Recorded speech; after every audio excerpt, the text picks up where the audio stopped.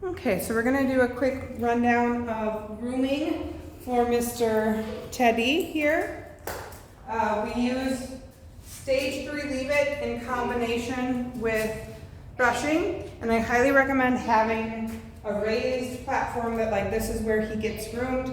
I like to use an actual grooming table, but you could also use like a towel on your dining room table or your kitchen table.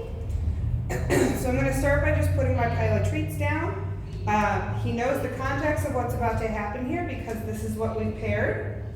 And I'm going to give him an opening treat. Good boy. And I'm just going to start by kind of brushing him and touching him so he knows that this is what we're going to do. So when it comes to maintaining a coat like this, you're going to want to use what's called a mat breaker. So this has blades on the inside of it. Good boy. And I'm going to gently go into his coat and make kind of like a J motion. Good. I'm only going to do a couple brushes and then we get a cookie. Good job. So working down on his rear a little bit. Good. There we only do 2 brushes because I know he's really sensitive down here. And there are a couple mats.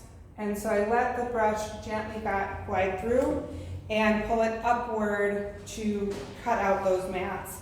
And you can see like the fur is accumulating on the brush.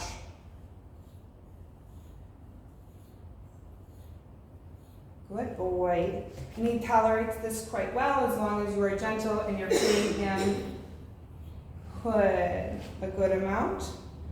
So after I've brushed with my mat breaker, I'm going to use a rake. So this goes again down to the skin, and I'm going to gently work that through the places I've already brushed. You can see he doesn't mind that much at all, and I'm concentrating on his hip area here to kind of show you.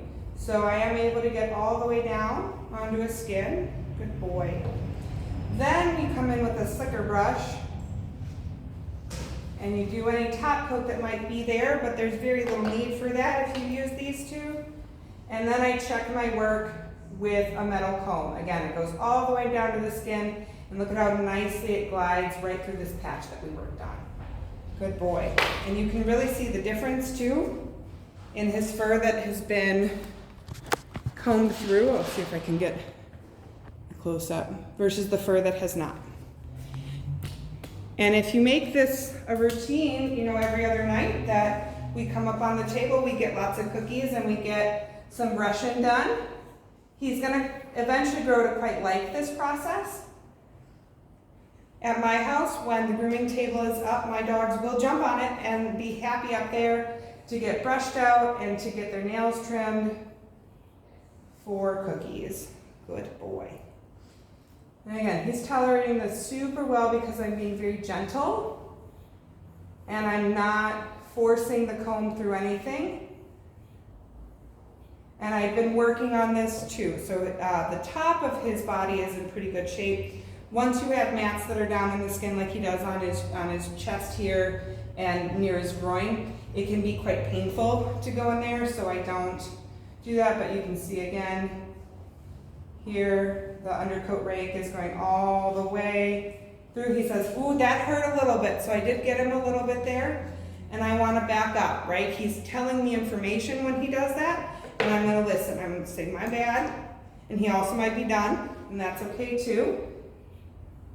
Good, so I'm going to go back to where we were last successful. I'm saying I'm listening, I'm sorry that hurt. And we've got one more cookie. And I'm just going to do that one check patch. And so the patch is good. And then that was our last cookie, and our session would be done. And I would say, okay, come here, Bubs. Ready? Up. And go off the table. Good job. That was so good.